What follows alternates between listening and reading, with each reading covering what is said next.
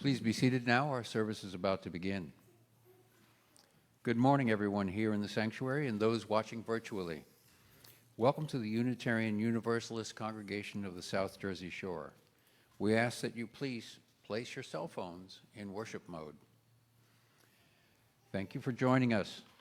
We who bring a teaching of hope, who welcome all in our doors, joyful, heartbroken, atheist, Christian, Muslims, Jews, straight and gay, lesbian, bisexual, queer, transgender, all who are searching, seeking, looking for more meaning, more service, and more love.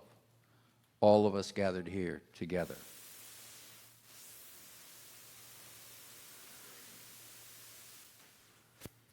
My name is Kit Marlowe. I'm your worship associate this morning.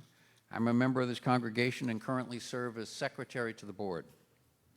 Our worship service today is led by Mike Hannisian. Mike may be best known to the UUCSJS as a wildlife photographer, but he also has a varied academic background. His undergraduate degree is in theoretical mathematics with a minor in theater, a master's degree in what is today called linguistics with a concentration in art history, and a law degree. Video of today's service will be available on our YouTube channel later today. To those gathered live on Facebook, we welcome your comments as well as your joys and sorrows on that platform. There are a few announcements for this week. Next Sunday, adult religious education will begin a series called Starting Point. This course, geared toward newcomers or those who need a refresher on UUism, is an introduction to who we are and what we do, the UU path. Inspired by the classic UU slogan, "Deeds, not creeds," we will present Unitarian Universalism as a particular way of journeying through the world rather than a set of beliefs to which one assents. See Jessica Dunn Safanoff for more information or to register. Anyone who is currently helping with coffee hour or who is a member of the Building and Grounds Committee is asked to meet with Richard Schurig today right after coffee is served. Keep an eye on him in the kitchen. He'll let you know when the time's come. The Supreme Court will begin hearing oral arguments on the abortion pill, mifepristone, on March 26th. This will be the court's first serious return to the issue of abortion since overturning Roe v. Wade in 2022. The Women's March is mobilizing a targeted action in Washington, D.C. If you are interested in attending this event, contact Colette Johnson for carpooling or bus transportation.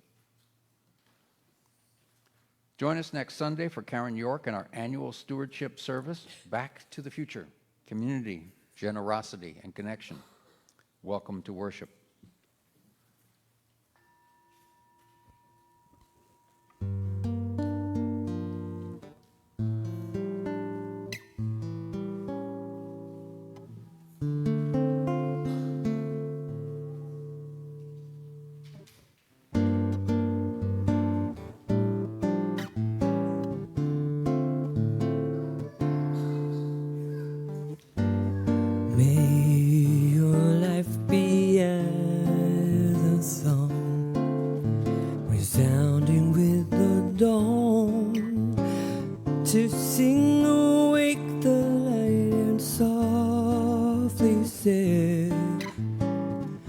Serenade the stars, ever dancing circles in the night. May your life be as a song, resounding with the dawn, to sing awake the night and softly serenade the stars, ever dancing circles in the night. Yesterday, we celebrated Sue Parks. When I sing this song and I think about the light and on the stars. Really makes me think about her very sparkly eyes. And so I'm singing this for her this morning.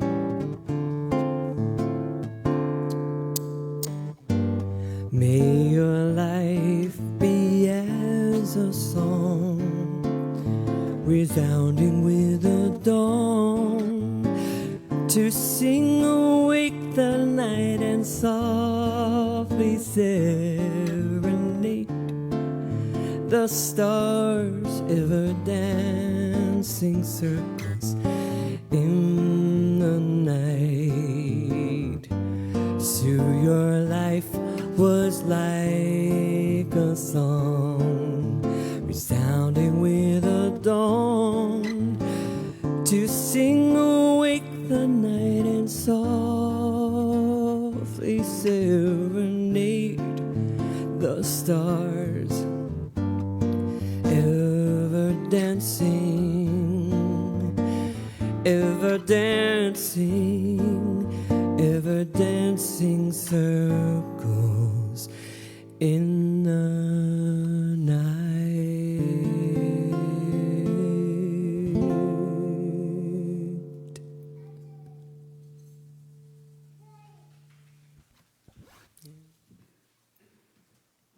Welcome into this place of healing.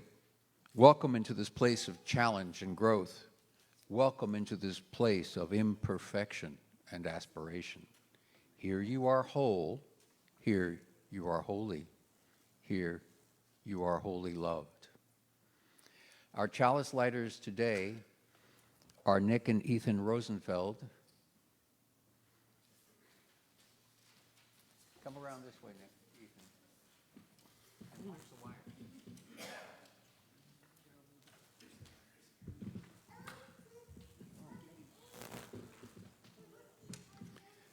Please join me in reading the chalice lighting words in your order of service. Reverently, I offer this symbol of our hope and high intent. Reverently, I bequeath this flame to you. This is the light that is lit for everyone who comes into the world. Bear this light to others, one by one. Let the flame go from life to life till all is lit with its warmth.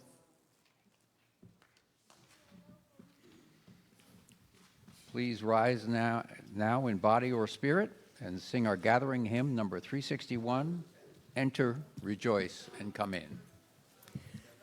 I will help you with whatever song. So we're going to start with Enter, Rejoice, and Come In. Then we're going to sing Open Your Hearts, Everyone. And then we're going to sing Don't Be Afraid of Some Change. They're the three that we're going to sing. And I'll let you know. I hope this puppy works. Can you hear this okay out there?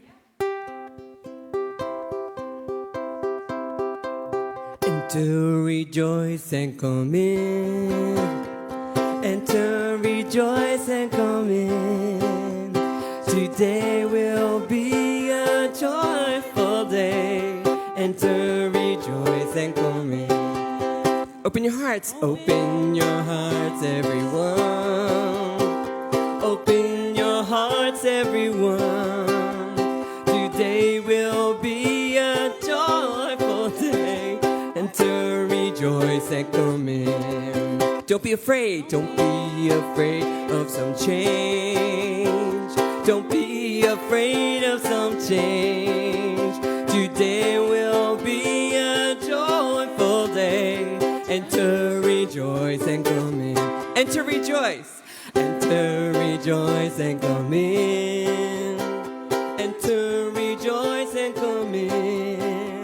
Today will be a joyful day. Enter, rejoice, and come in. Enter, rejoice, and come in. One more time. Enter, rejoice, and come in. Yeah. And that you did.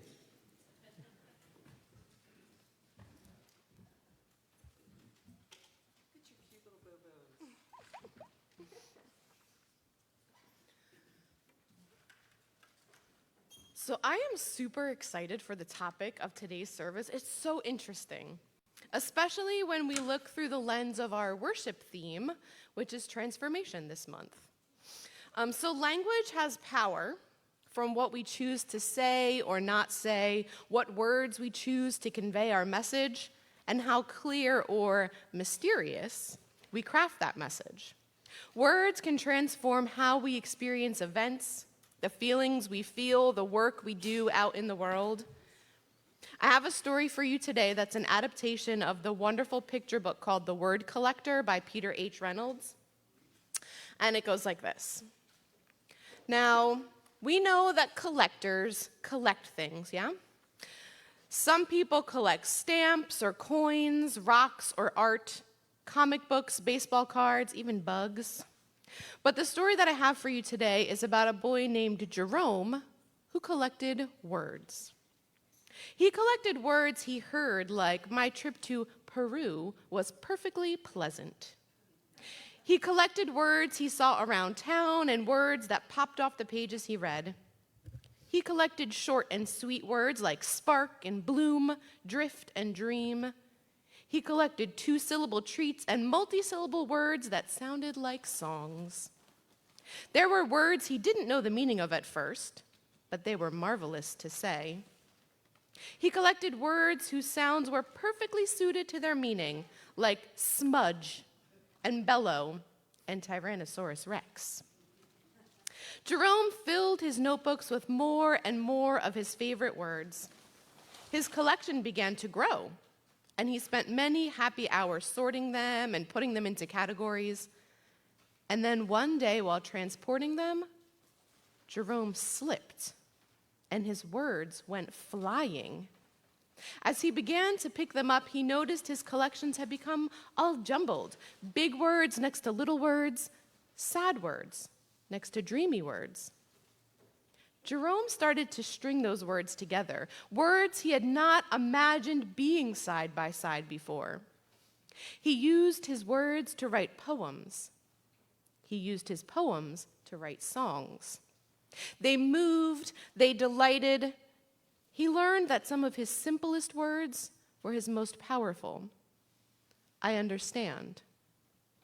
I'm sorry. Thank you. Jerome eagerly collected more and more of his favorite words. The more words he knew, the more clearly he could share with the world what he was thinking, feeling, and dreaming. One breezy afternoon, Jerome climbed to the highest hill, pulling a wagon packed with his word collection. He smiled as he emptied his collection of words into the wind. He saw children in the valley below scurrying about collecting words from the breeze. Jerome had no words to describe how happy that made him. But he leaves us with these words to remember. Reach for your own words, tell the world who you are and how you will make it better. We will now light the children's religious education lantern. We light this lantern for our children and youth and for us, celebrating the flame of faith lighted in each of us, honoring the light each of us brings into the world, rejoicing in the community that we create together.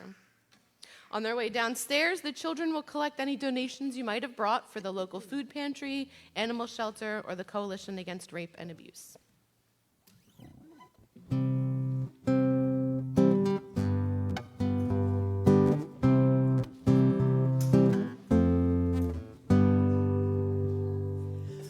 Go with wisdom, go with wonder, go to meet a brand new day.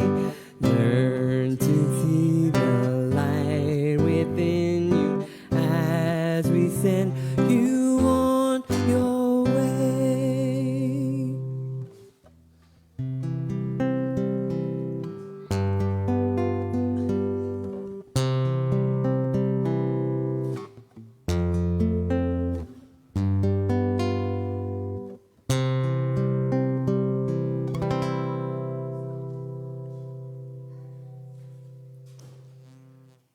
A book is provided in the foyer, in which you are encouraged to write whatever joys and sorrows you have. I will now read what you have shared. Julie writes, "What a fabulous celebration of Sue's life. This outpouring of love is not only a tribute to Sue, it reflects the loving, caring congregation we are blessed to share. Thank you all." Joseph writes, "I'm thankful that this beautiful and open-minded spiritual community exists for spiritual outcasts, such as myself and others like me." Gina writes, "Send love to my sister Dee Dee going through stem cell transplant. May she heal and feel great relief." Let us share a quiet time to reflect on our week. During the musical interlude, you may come forward and place a pebble in the water to acknowledge a personal joy or sorrow.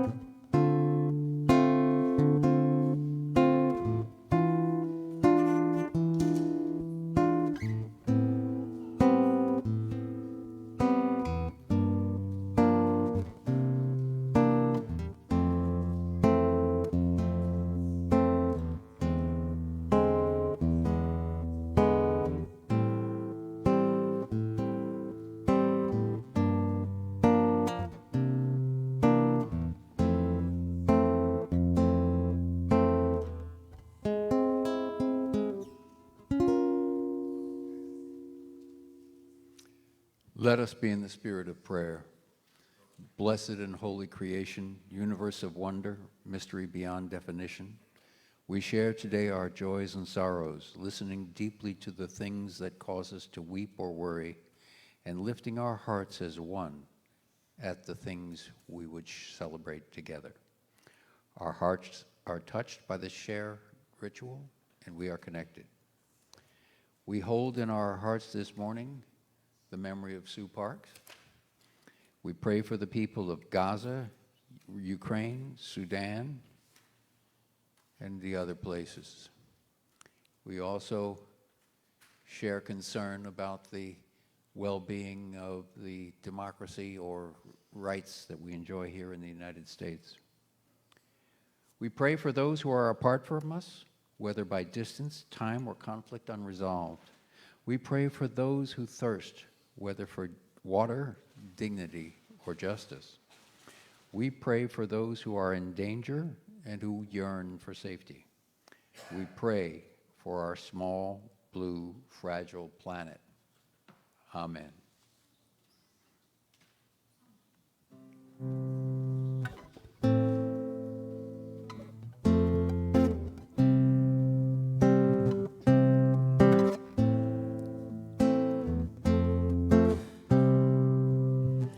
Breathe in, breathe out, breathe in, breathe out, breathe in.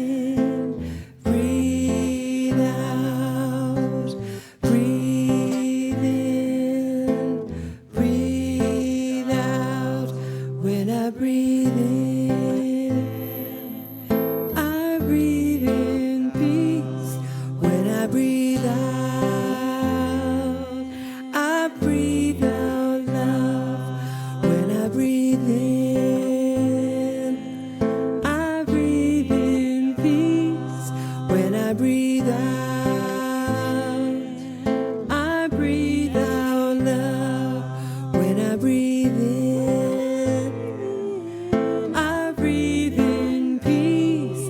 When I breathe out, I breathe out love. When I breathe in, I breathe in peace. When I breathe out, I breathe out love. Breathe in, breathe out. Breathe in, breathe out. Breathe in, breathe out. Breathe in, breathe out.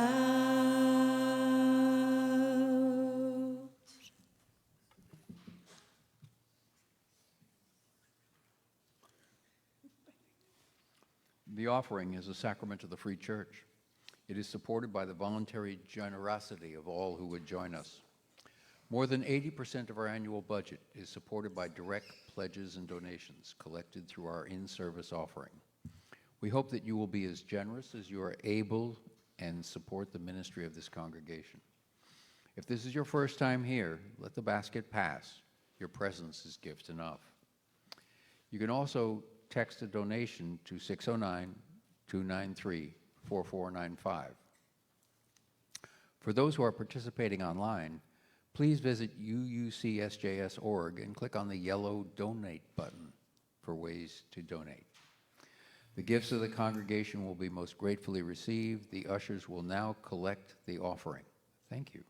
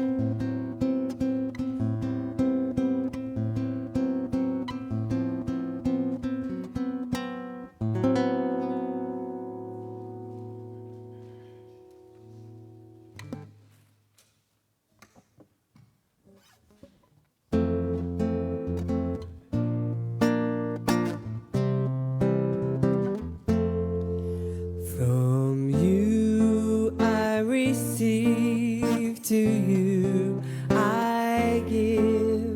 Together we share, and from this we live. Our reading today is by Udoy Rahman. At the end of the reading, we will enter into a time of silent contemplation, concluded by the ringing of the bell. Spoken language is a system of speech sounds used for human communication. It is a psychological tool used to solve problems. It is the expression of ideas by means of speech sounds combined into words. People use language for expression of thoughts. It is a set of rules, principles, and sentences. By using language, people can express their thoughts, feelings, powers, knowledge, ability, etc. Language should be in a form that it can write or speak easily. By means of these symbols, people are able to impart information, to express feelings and emotions, to influence the activities of others, and to comport themselves with varying degrees of friendliness or hostility toward persons who make use of substantially the same set of symbols. Most human knowledge and culture are stored and transmitted in language. Without language, society as we know it would not have been possible. Language, in fact, is a great tool which has made human civilization possible. It is also the most important tool for understanding, thinking, for development of knowledge, its pervasion, storage, and improvement. So language has become an integral part of human life. We cannot think of anything without language.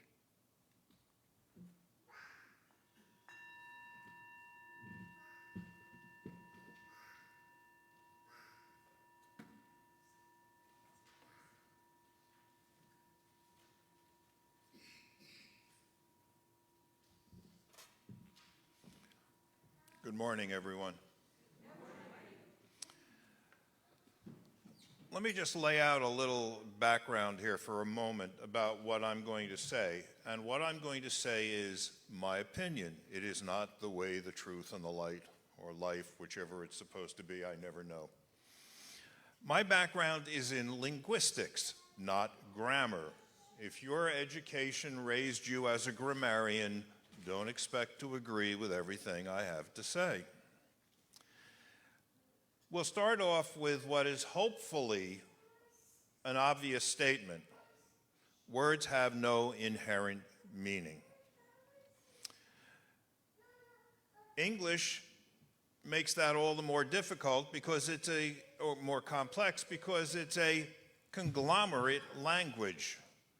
Unlike most other Indo-European languages, Italian, Spanish, French, German, for example, they have developed millennia of languages. English, they've borrowed from any number of languages. Now, there's an advantage to that. That means that English has a degree of richness that other languages lack. But it also means it can be a tad confusing. Given that English does not follow strict rules, from a linguistic perspective, it's deemed to be not a scientific language. And this is linguistic jargon. It does not mean scientific in the way most people think of science. It just means the rules are broken often. Thus, as a linguist, I contend English doesn't have a grammar. I'll talk more about this later. And David, if you would do the first slide. Let's just talk about pronunciation for a minute. Often, which is now often pronounced often, may or may not have a silent T.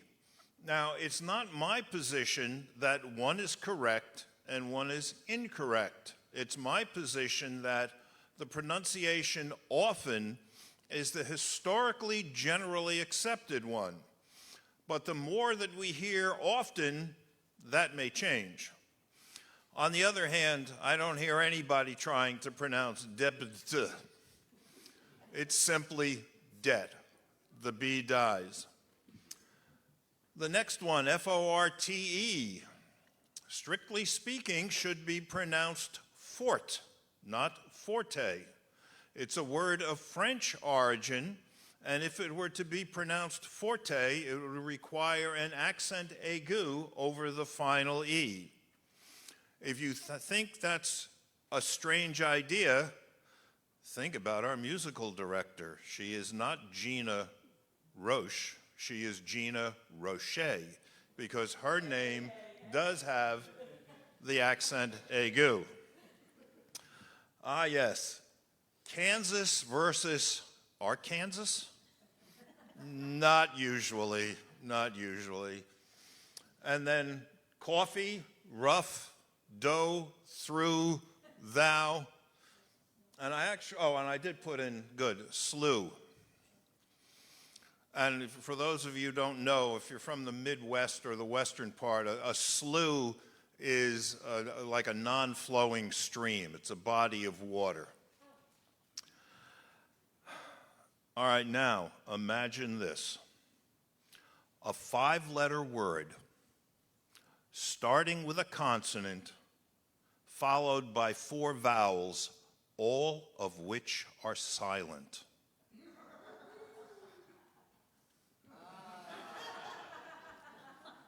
Q. Now, you may not understand this if you don't know a little bit of British, but you queue up, you get in line. We also have to deal with regionalizations.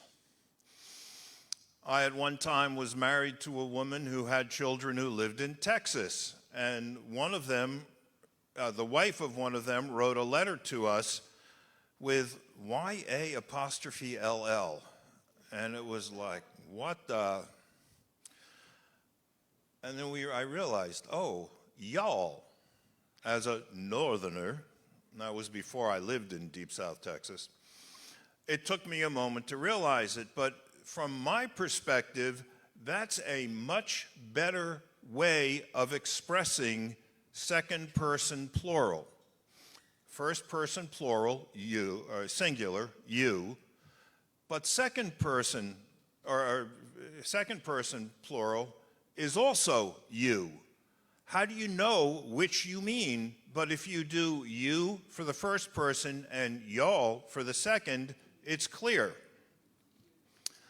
Now, the terminal moraine of the Wisconsin Glacier came off of Connecticut, crossed a body of water, and deposited the terminal moraine, which is now an island that is long. How do you pronounce it? If you go with the idea that people in a certain region should have the ability to pronounce things the way they want, it wouldn't be Long Island, it would be Long Island with a very pronounced glottal stop. So English is not all that simple. Now let's turn to words and their meaning. We often turn to dictionaries to see what words mean. Where do dictionaries get their definitions? They don't go to Google and look it up because they'll just be in circular reasoning, finding their own definitions. So let me give you an example. Dr. William Chester Minor, a 19th century British physician who fatally shot a man who was walking to work. He was arrested, he was tried for murder, and found not guilty by reason of insanity. Now, legally, and our legal system is modeled after the British, unless you live in Louisiana where it's based off of the French system. Legal insanity means you lack the capacity to understand that what you did was wrong. It doesn't mean you're insane. So he was sent, Dr. Minor was sent to a psychiatric hospital. He was very well read, very well educated, and he had access to many books and magazines. So he began writing out definitions for the words he found in these publications. He eventually contributed over 10,000 definitions to the Oxford English Dictionary. And its editor at one point said, James Murray, one point said, "This made our dictionary much richer." As a result, definitions start by what someone thinks a word means, and then with time, some of those definitions acquire general acceptance, and that's how we use the word. All right, explanations. One of the things I did, despite my age, we'll get into that later, and varied education, I still don't know what I want to do when I grow up. But one of the things I did is I taught expository writing. Now, expository writing is writing to explain. And the biggest problem we have with explanations are you write something so it makes sense to you. Not good enough. It has to make sense to somebody who doesn't already know the idea you're trying to communicate. An ancillary problem here is what in linguistics we call noise. Now, yes, noise could be, a loud noise going off that interferes with the communicative process. But noise linguistically or communicatively is anything that interferes with the communicative process. So in digital photography, we talk about digital noise, either variations in tone, dots of the wrong intensity, or color, dots of the wrong color. That's digital noise. It's not simply just bang, to interrupt you. Some of the other things that interfere with communication are what we call phatic talk. Now, I know in this congregation a number of people are naturalists, have an interest in particularly birding. And if you think about the common contact calls that birds make, not their more elaborate songs, but the contact calls, they're generally just saying, hey, I'm in your species, same as you, we're together here, just kind of hang out. Get this commonly in wintering flocks of birds. Well, our species has the same phenomenon, and it's called phatic talk. And here's the kind of problem you run into. So one partner says to the other, honey, buy milk on your way home. The other partner says, yes, dear. Honey comes home, no milk. He didn't hear the content. He heard his partner saying, hi, I'm here, hope you're okay. He didn't hear the content. Idioms, phrases that have non-literal meaning. I suspect you've all heard the expression right on. What's the opposite? Left off? English can't always be taken literally, even without idioms. I've seen rants online. I suppose if it's online, it's a rant.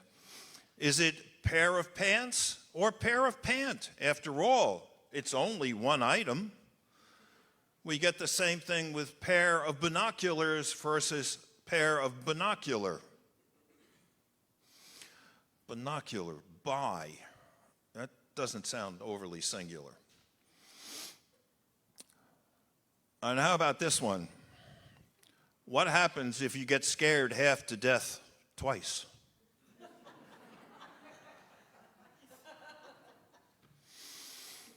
There's also the double entendre, which typically has one stated meaning and a not always quite so polite implied other meaning. As many of you know who hear me try to sing in the group, I have a good speaking voice. I can't sing worth a damn. And I come from a very talented musical family. My brother got it all. And I don't mean most, I mean all. He grew up with a group of guys. By the way, he wrote his high school's alma mater. He grew up with a bunch of guys who were also musicians, 2 years younger than I am. And in the had to be the mid-'80s, they had a place in northern New Jersey called Boonton Station. It was an old railroad station. They turned into a bar, and the group of them played live music there. I've always liked that expression as opposed to dead music. One of the songs they did, very short, and I'm not going to sing it, but I will say the words, is a good example of a double entendre. Why don't they sing about Jersey, where the sun shines all the time? They always sing about Dixie and the girls from Caroline. The girls from Georgia are peaches, The girls from Texas ain't slow. So why don't they sing about Jersey, where the big tomatoes grow?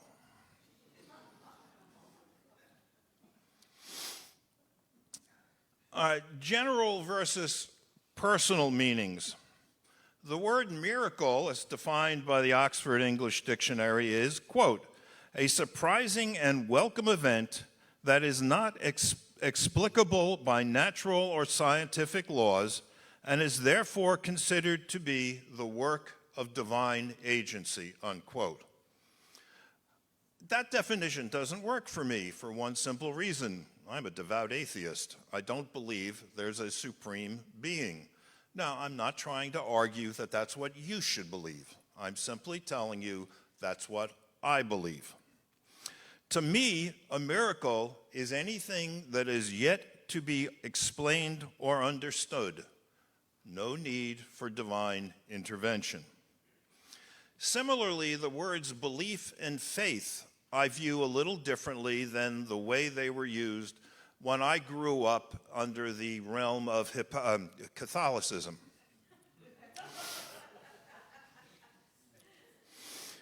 To me, belief is a strongly held position with the implication that it has some basis in fact. For faith, I like Terry Pratchett's definition. He's a recently deceased British author, and Nancy and I are great fans of his writing.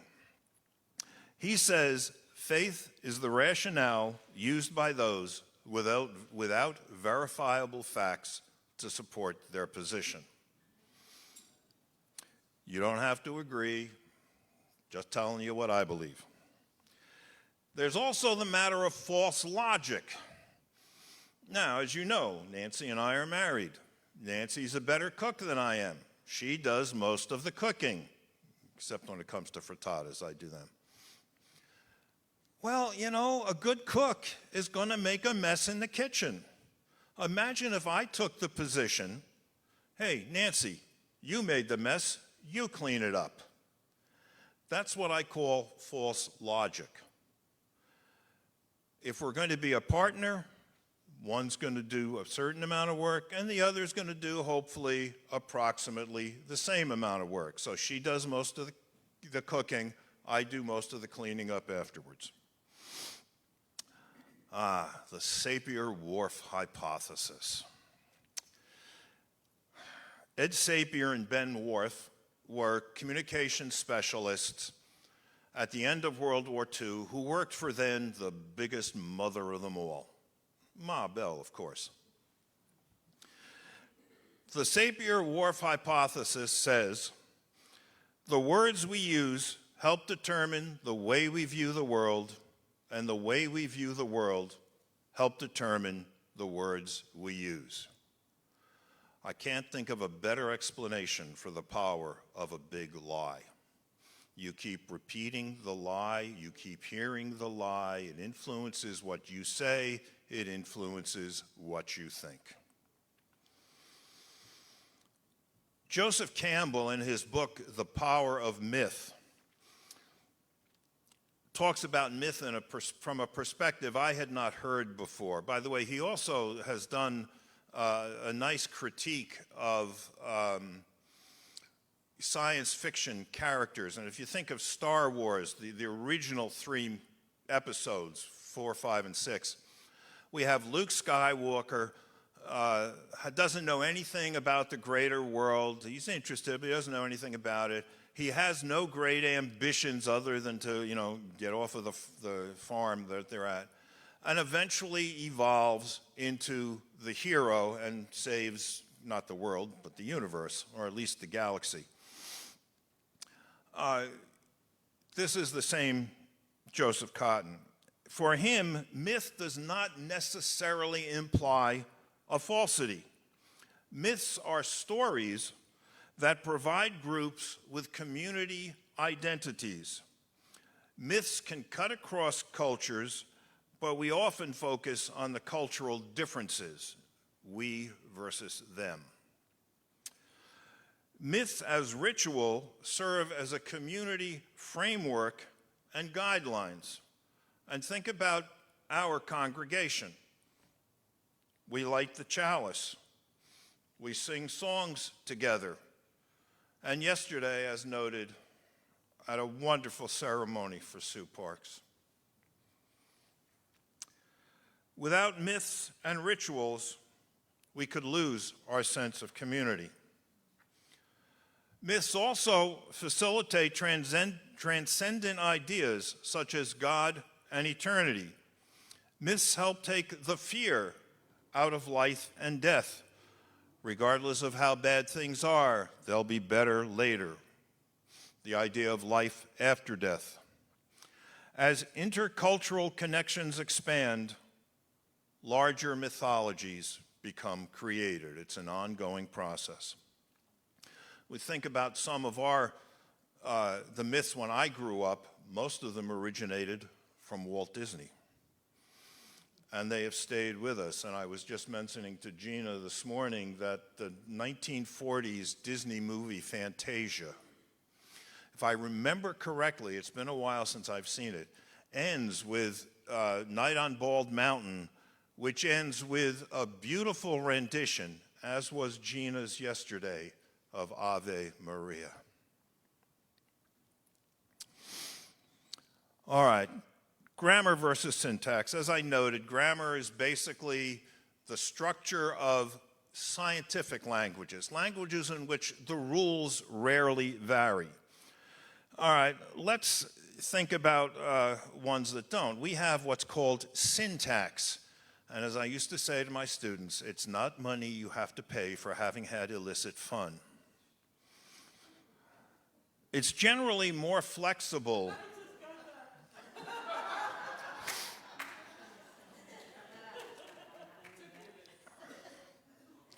It's generally more flexible than grammar.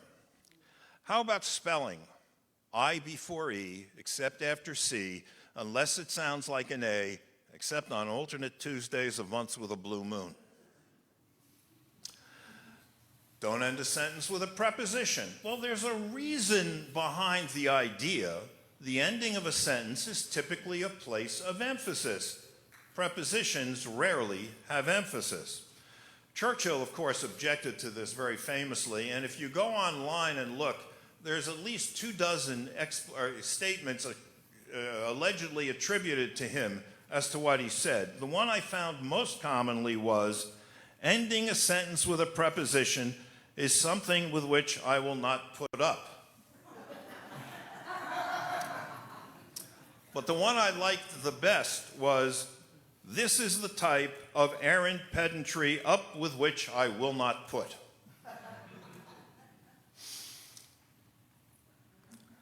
It's also, in syntax, sometimes okay to break rules. Enormously small. That's a classic oxymoron, something that contradicts itself, the opposite of a tautology. But it works. So knowing the rules, following them most of the time, and for emphasis occasionally breaking them can be an effective communicative skill. We also have to be a little careful with words, written and spoken language. Written language is completed thought. Spoken language is ongoing thought. Last summer, Nancy and I went out to New Mexico, and driving back through Texas, I saw a road sign that said this: toilet only for elderly disabled children. Now, you have to understand, this is Texas. That kind of reminds me of this: flowers produce eggs.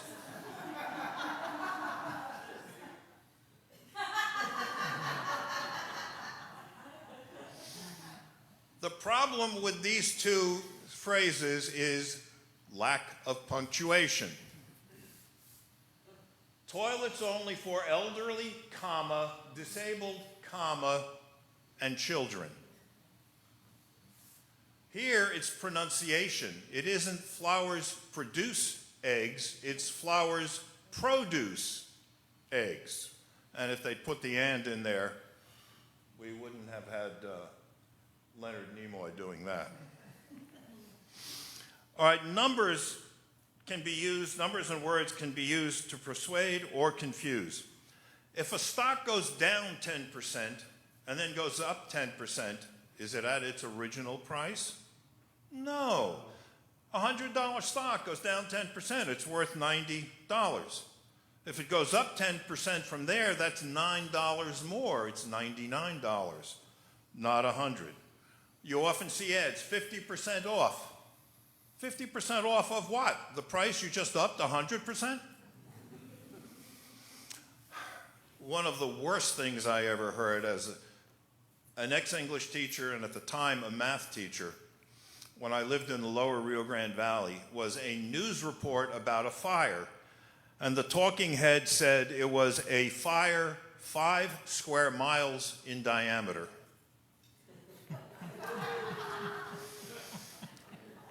Square miles, area. You know, how much surface is in this room? Area. Diameter is distance. How far from here to there? All right? They're not the same animals. I saw another ad recently that said, it will mow the length of a football field. Well, let's for the moment limit it to American football. Are we talking goal line to goal line, 100 yards, or end zone to end zone, 120 yards? Or are we talking Canadian football where the end zones are 25 yards and between goal lines is 105 yards? And I have no idea what soccer dimensions are. But in most of the world, that's football. Okay. I said we'd get to my age. I am in the 9th year of my 8th decade of life. How old am I? 78. Yep.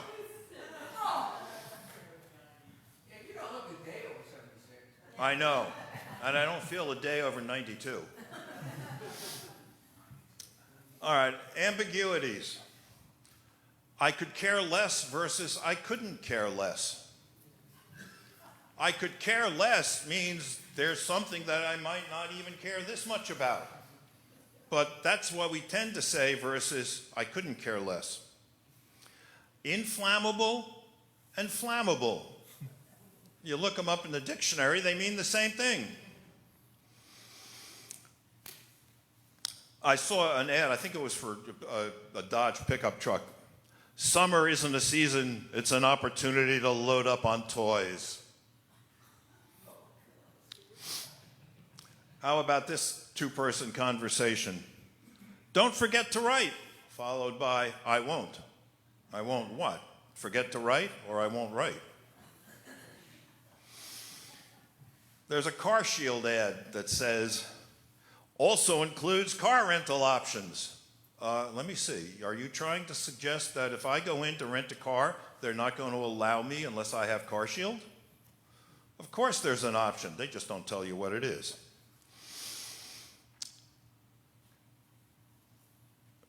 You see ads, up to 25% off. What that really means, it doesn't mean 25% off. It means under no circumstances will it be more than 25% off.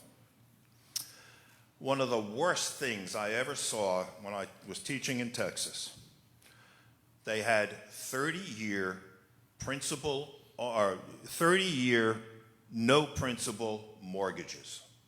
And they advertised them, and they were very popular, at how low your monthly payment was. Here's the problem. You get a 30-year, no principal mortgage. At the end of 30 years, you owe the original amount. You have developed no equity. You haven't paid off anything on the principal. You've just been paying interest.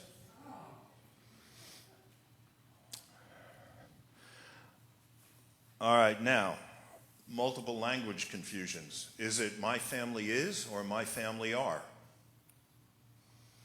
Depends on what side of the pond you're from. In American English, it's my family is. In British English, it's my family are. As Churchill said, we are two countries separated by a common language. My question is, what if you have a British family and all but one member of it is deceased? Is that person now to be considered plural? Okay, and here's a great one. We live in the greater Philadelphia area. We all know what Tasty Cake is.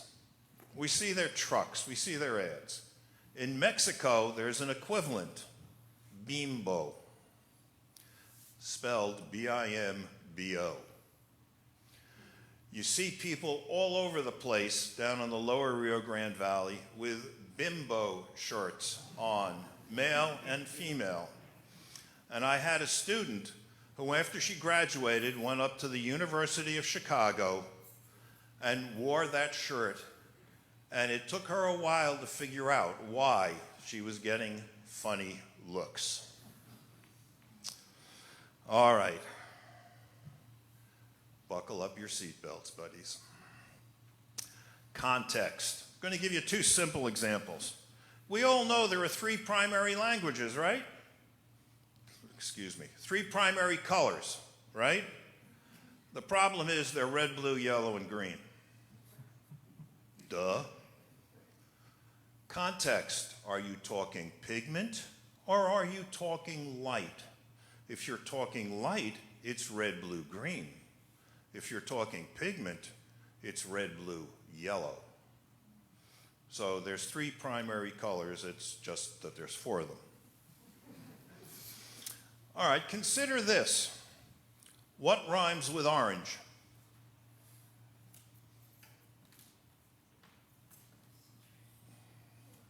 It depends on whether it's a statement or a question. If it's a statement, the answer is no, it doesn't. If it's a question, I have no idea. But, is it a statement or is it a question? All right, not quite as simple. Birders often debate albino and leucistic. Albino's fairly straightforward. It has to have pink eyes. Leucistic. Eyes aren't pink. They can be pale, but not pink. And the reason they're pink, by the way, is what you're seeing is through the iris to the retina. Some feathers lack pigment. There was a very famous, locally famous, noteworthy, I should say, turkey vulture in the 70s that flew through Cape May Point Hawk Watch that had two white wing feathers on one side. Leucistic. But then how is that different than a hermit thrush Nancy and I have had in our yard this year where the flight feathers are pale. They're tan. They're not brown. They're both considered leucistic. I think there should be some distinction between them. Okay. Not so simple. When I started digital photography, I got a book that said this in the preface.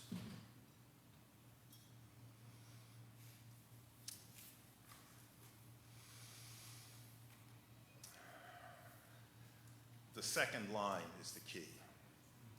Those who understand binary numbers and those who don't. Binary numbers are base 2 numbers. We have base 10 numbers, so let's look at base 10. I just picked an arbitrary number. 1256, 1,256. That means 1 times 1,000 plus 2 times 100 plus 5 times 10 plus 6 times 1. Everybody with me? Do I hear a no? Allison.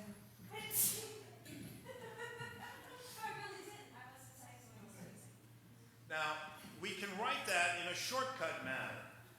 1 times 10 to the third. Well, what does 10 to the third mean? It's you take that number 3 times and multiply it together. So it's 10 times 10 times 10. 10 times 10 is 100, times another 10 is 1,000. So that's the same as 1 times 1,000. Well, down here,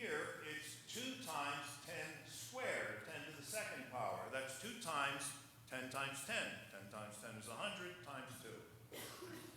10 to the first power, that's just 10 by itself. 5 times 10. And we'll get into this a little later. Any number to the 0 power is 1. And I'll explain that in a little bit. There's one exception, of course, and that's 0. We'll talk about that too. All right, so let's look at base 2. The number 10, that's 1 times 2 plus 0 times 1. 1 times 2 is 2. 0 times 1 is 0. Add them together, you get 2. That's 1 times 2 to the first, 0 times 2 to the 0. Now, if we go back to this statement, that means there are only 2 types of people, those who understand binary numbers and those who don't. Now, how do we get 10 to the, a number to the 0 is 1?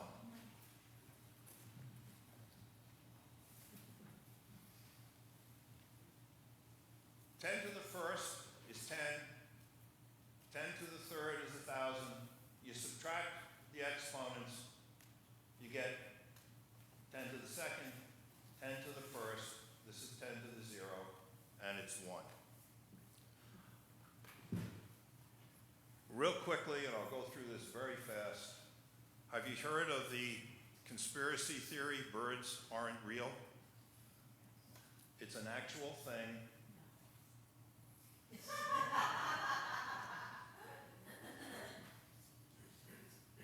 They have a website. They sell goods. It's still up there. All right, let me conclude with this. I suggest we all should think when we're listening to others, and we should all think before we speak. As I quoted at a Green Light Coffee House a few months ago, I don't think before I speak. I want to be just as surprised by what I say as everyone else is. Thank you, and apologies for the length.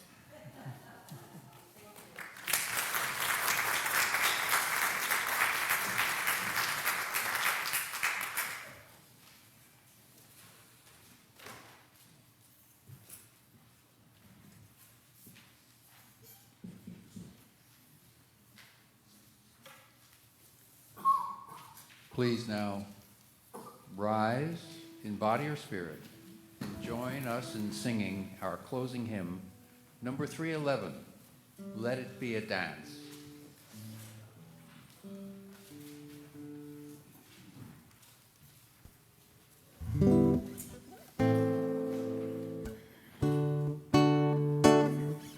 All right.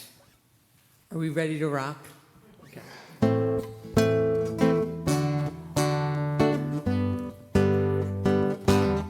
Let it be a dance we do. May I have this dance with you through the good times and the bad times too.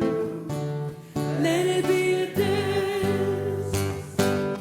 Let a dancing song be heard. Play the music, say the words, and fill the sky with filling birds. Let it be a dance. Let it be a dance. Let it be a dance. Learn to follow, learn to lead. Feel the rhythm, feel the need. To reap the harvest, plant the seed. Let it be a dance. Everybody turn and spin. Let your body learn to bend. And like a willow in the wind. Let it be a dance.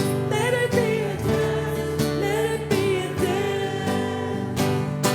A child is born, the old must die. A time for joy, a time to cry. Take it as it passes by.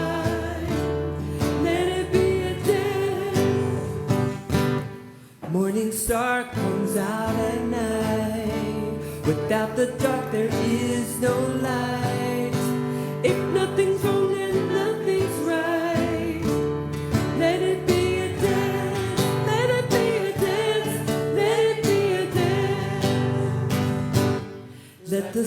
sunshine, let it rain. Share the laughter, bear the pain. And round go again. Let it be a dance. Let it be a dance we do. May I have this dance with you. Through the good times and the bad times too. Let it be a dance. Through the good times and the bad times too. Let it be a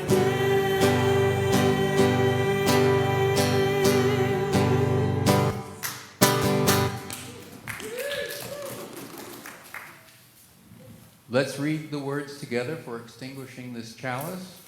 We extinguish this flame, but not the light of truth, the warmth of community, or the fire of commitment.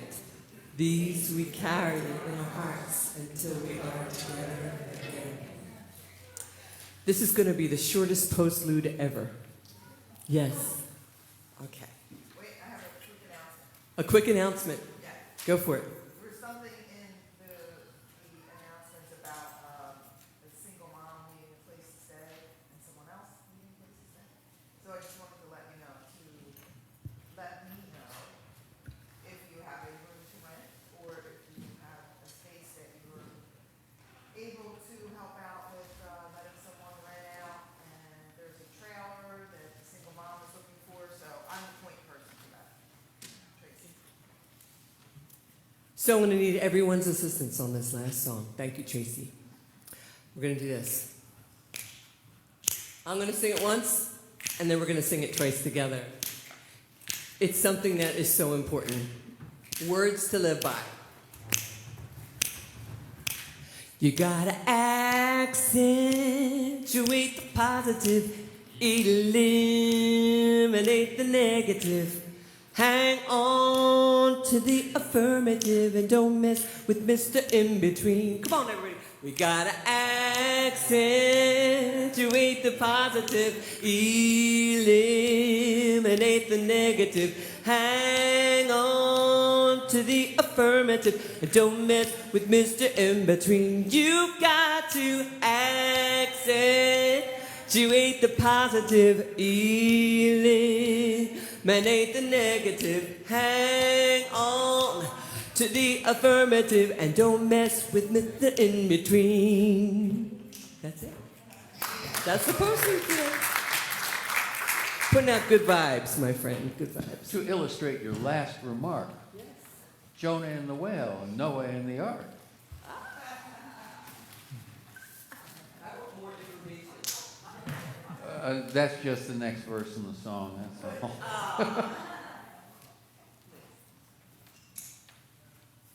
We warmly welcome all of you who are visiting us today. Now let us share in a moment of silent reflection to consider today's message and the meaning it has in our lives.